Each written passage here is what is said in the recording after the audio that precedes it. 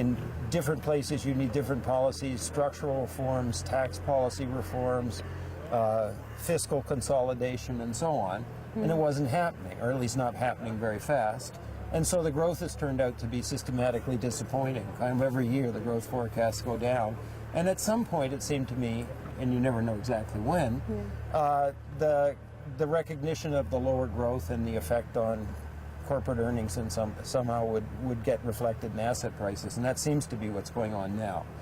In addition, there's a great deal of volatility because there's a lot of uncertainty. There's, especially from outside, people don't see easily and transparently in through to the Chinese economy, which is big and systemically important.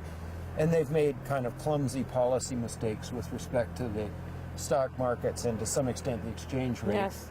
And the communication has been reasonably ineffective as well. So with all that uncertainty, you have volatility and high-speed capital flows. For the emerging markets generally, you had a huge tailwind with commodity prices and a lot of cheap capital flowing in because of the monetary policies in the developed countries.